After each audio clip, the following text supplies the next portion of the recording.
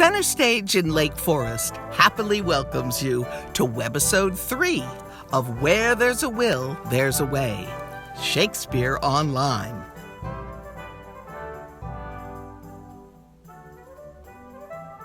At least we think it's Shakespeare. He never spelled his name the same way twice. We have over 80 different spellings, including Shakespeare, Shakespeare, and Shakespeare. Of course, this was long before the 18th century, when Dr. Johnson created English grammar and decided everyone should spell things the same way. However William spelled his last name, our actors agree that he remains the greatest playwright in the English language. After all, as Will himself said, what's in a name? That which we call a rose by any other name would smell as sweet.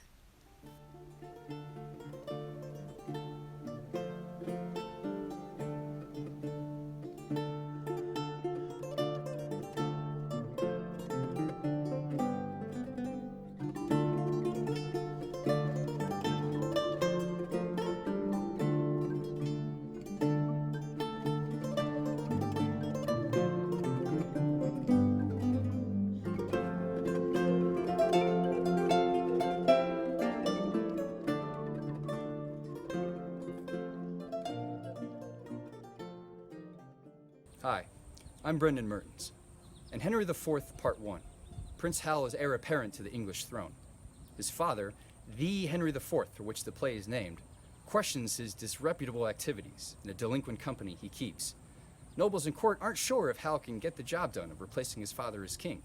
Henry even wishes he were switched in the cradle with Hotspur, a pretender to the throne. Hal confides not in his father, but in Sir John Falstaff. A far cry from chivalrous, Falstaff gets drunk with felons using borrowed or stolen money. Hal doesn't exactly hold him in high esteem, even robs Falstaff as a practical joke, but he does find his character intriguing. In this selection from Henry IV, Part 1, Act 1, Scene 2, we learn Hal's integral motivations. Once alone, Hal asserts that he will end his alley adventures, and his ascendancy to the throne will be even more spectacular than if he had stayed in court and minded his manners. He'll prove to everyone, including his father, that he is worthy.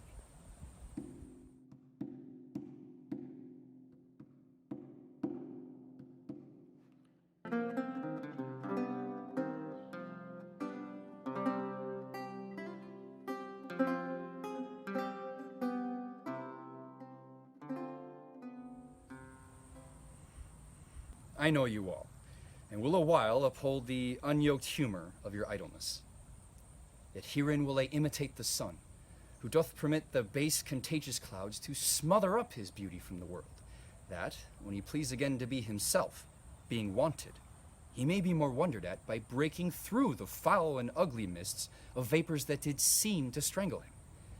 If all the year were playing holidays, to sport would be as tedious as to work, but when they seldom come, they wished for come, and nothing pleaseth but rare accidents. So, when this loose behavior I throw off, and pay the debt I never promised it, by how much better than my word I am, by so much shall I falsify men's hopes, and like bright metal on a sullen ground, my reformation, glittering o'er my fault, shall show more goodly and attract more eyes than that which hath no foil to set it off. I'll so offend to make offense a skill, redeeming time when men think least I will.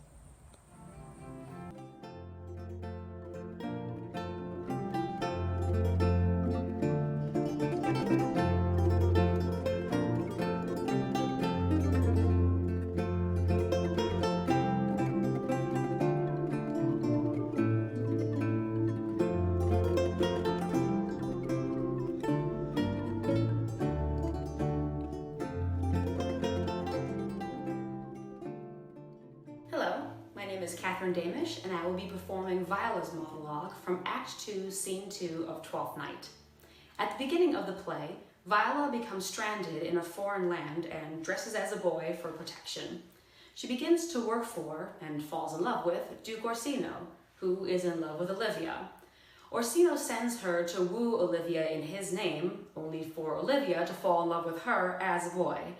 In this scene, as Viola leaves Olivia's estate, Olivia sends a servant after her, claiming she left her ring behind.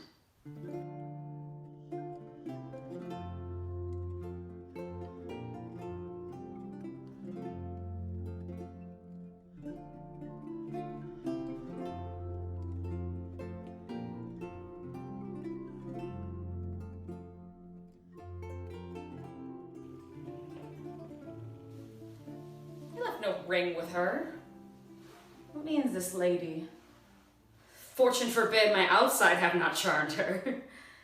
She made a good view of me, indeed so much that sure methought her eyes had lost her tongue, for she did speak in starts distractedly. She loves me, sure. The cunning of her passion invites me in this churlish messenger. None of my lord's ring, why he sent her none. I am the man. Ugh. If it be so as 'tis, poor lady, she were better love a dream. Disguise, I see thou art a wickedness wherein the pregnant enemy does much. How easy is it for the proper false in women's waxen hearts to set their forms. Alas, our frailty is the cause, not we, for such as we are made of, such we be. How will this fadge? My master loves her dearly, and I, poor monster, fond as much on him, and she, mistaken, seems to dote on me. What will become of this? As I am man, my state is desperate for my master's love.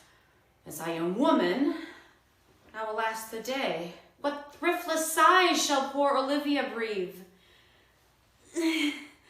Oh, time, thou must untangle this, not I. It is too hard a knot for me to untie.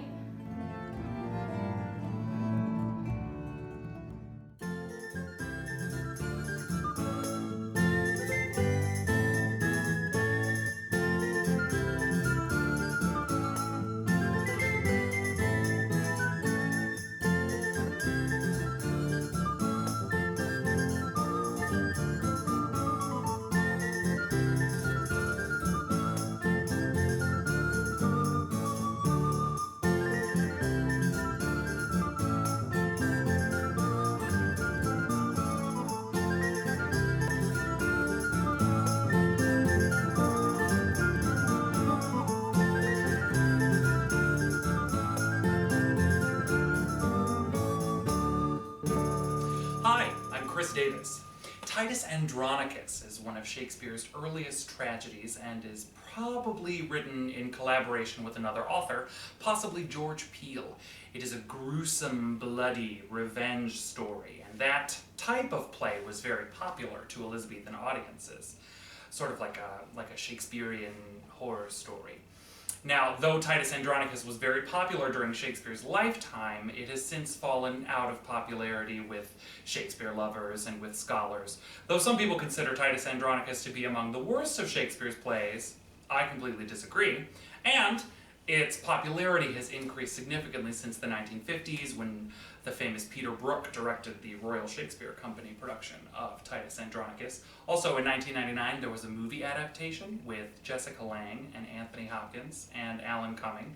It was directed by Julie Taymor. So the plot of Titus Andronicus revolves around the influential family, the Andronici, led by the titular character, the Roman general Titus Andronicus, versus Queen Tamara and the Goths and her kids and her secret lover, Aaron.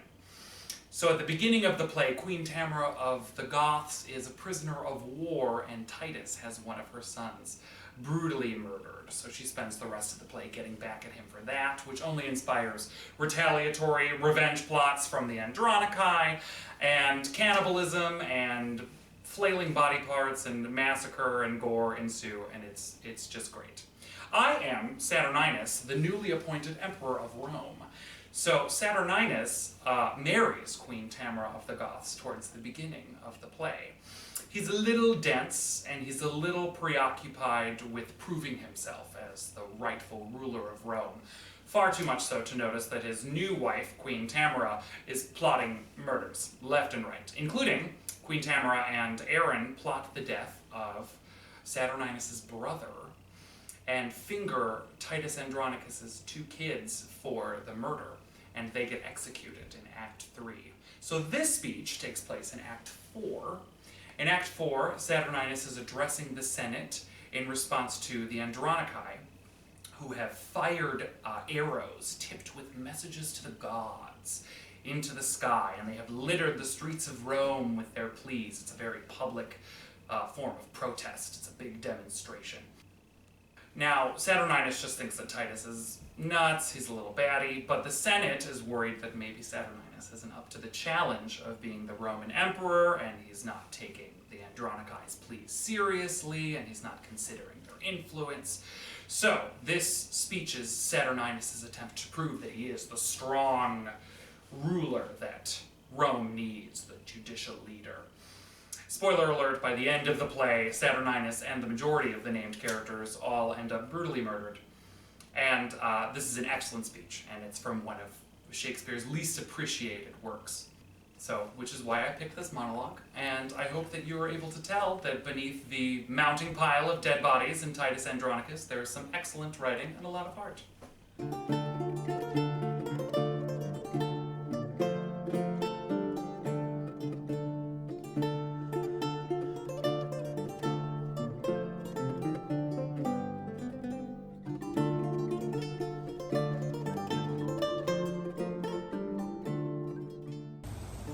Why, lords, what wrongs are these? Was ever seen an emperor in Rome thus overborne? Troubled, confronted thus, and for the extent of equal justice used in such contempt? My lords, you know, as know the mightful gods, however these disturbers of our peace buzz in the people's ears, they're not half past, but even with law, against the willful sons of old Andronicus. And what an if his sorrows have so overwhelmed his wits? Shall we be thus afflicted in his reeks, his fits, his frenzy, and his bitterness? And now he writes to heaven for his redress. See, here's to Jove, and this to Mercury, this to Apollo, this to the god of war. Sweet scrolls to fly about the streets of Rome. What's this but libeling against the Senate? And blazoning our injustice everywhere? A goodly humor, is it not, my lords? As who would say, in Rome no justice were. But if I live, his feigned ecstasies shall be no shelter to these outrages. But he and his shall know that justice lives in Saturninus' health, whom if she sleep, he'll so awake, as she in fury shall cut off the proud conspirator that lives.